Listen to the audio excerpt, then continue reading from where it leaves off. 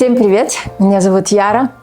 И сегодня я только пришла с мероприятия и решила приготовить спаржу. Спаржа – один из моих самых любимых овощей. Я уверена, что все из вас любят спаржу, а кто еще и не пробовал, я вас призываю попробовать. Сегодня мне удалось купить такую прекрасную спаржу, красивую. Сразу скажу, что хранить спаржу совсем не сложно. Вот эта спаржа будет храниться еще целую неделю. А секрет в том, что нужно обмотать вот эти части спаржи бумажным или тканевым мокрым полотенцем и поставить ее в какой-нибудь стакан, чтобы она вот так стояла головками вверх. Именно головки, когда они открыты, спаржа остается долго-долго зеленой. Можно и неделю ее держать, и ничего с ней не будет. Самое главное, чтобы головки не прикасались к пластику или к чему-то плотному, допустим, контейнер. За что я ее люблю? За то, что она готовится буквально 1 минуту. Она полезна, в ней очень много витаминов, она совсем не калорийна и выглядит, мне кажется, очень красиво. Но когда мы покупаем спаржу, как узнать, где начинать ее чистить? Многие предлагают делать вот так. Мол, где она сломается, там и правильно. Но это совсем, мне кажется, кощунственно.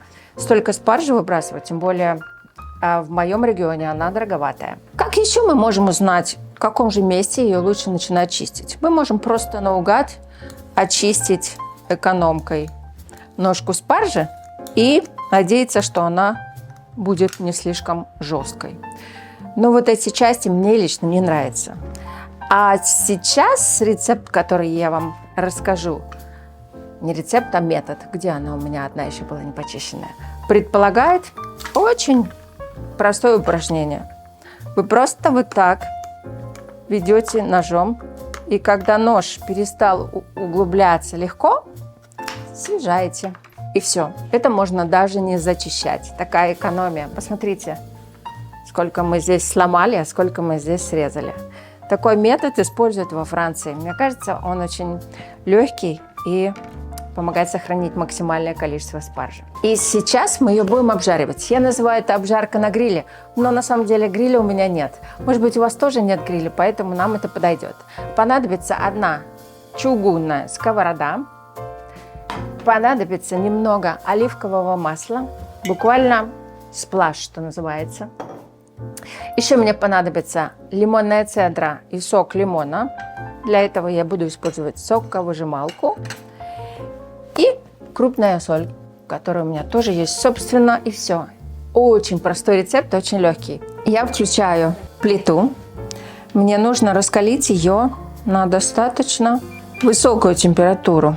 А пока сковородка разогревается, расскажу интересный факт. А вы знали, что есть 2 вида спаржи? Белая спаржа, которую я обожаю, ее сезон обычно осенью. Она гораздо нежнее зеленой.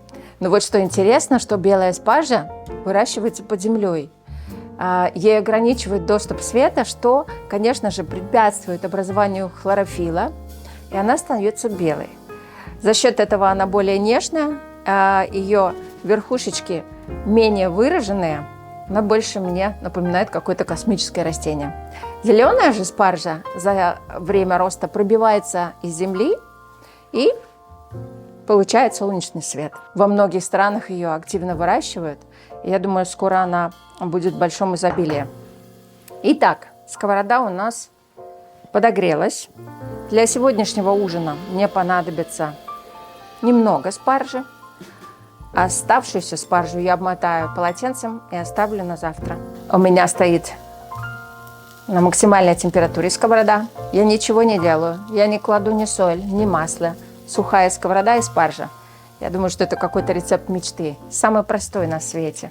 Если ваша спаржа тоненькая, то время приготовления будет гораздо меньше. Сегодня у меня толстенькая спаржа, поэтому мы подождем, когда она прогреется. Я не оставляю свои спаржи в покое. Мой муж надо мной смеется, что я иджипанс. Я все время поправляю и смотрю за процессом. Но вы можете смело оставить вашу спаржу и пойти заняться чем-то еще.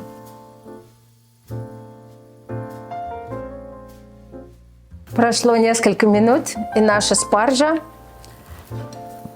заметно позолотилась. Вообще спаржа должна быть светло-зеленой. У нее есть 3 стадии. Сначала она становится светло-зеленой, как сейчас у нас, потом покрывается такими золотистыми опалинами. И это говорит о том, что она готова. Если она у вас немножечко хрустит, это самое то. Она не должна быть мягкой. И, кстати, если вы работаете со спаржей, обязательно используйте нож, который я использовала сегодня. И забыла вам сказать, это керамический нож, и он позволяет не окисляться вашей спарже. То есть металл, а особенно спаржа, лимоны, не любят друг друга. Да. Итак, спаржа наша готова. Огонь у нас по-прежнему на максималке. Видите, ничего с ней не случилось. Теперь я добавлю немножко оливкового масла. Совсем чуть-чуть дрызл. Вот, пошла жизнь. Вот она молчала, молчаливая спаржа. Сейчас мы дадим ей классный колор. И она будет блестящая и красивая. Одновременно с этим я добавлю лимонный сок. Изи. Еще лимонный сок. И еще лимонный сок. Отлично. Запах стоит. Невероятно вкусный. Сейчас у нас финальная стадия. Посмотрите, какая красивая спаржа. И что мы будем делать? Я выключаю сковороду и выкладываю спаржу на тарелку. Невероятно красиво. А как это вкусно. Но еще не все. Один главный ингредиент мы сейчас добавим. Даже 2. Один он называется соль. Я добавлю немножко крупной соли. Если у вас есть цветочная соль, она подойдет. Спаржу мы еще не солили, поэтому сверху она отлично подойдет. А теперь важный, очень важный ингредиент, который называется цедра. О, какой аромат! Сейчас мы дополняем наш лимонный сок цедрой.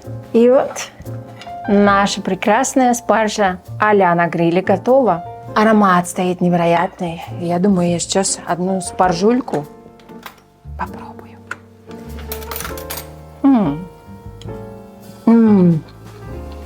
Масса вкуса. Хрусткая. Она обладает таким немножко подгорелым лимонным вкусом, запахом костра.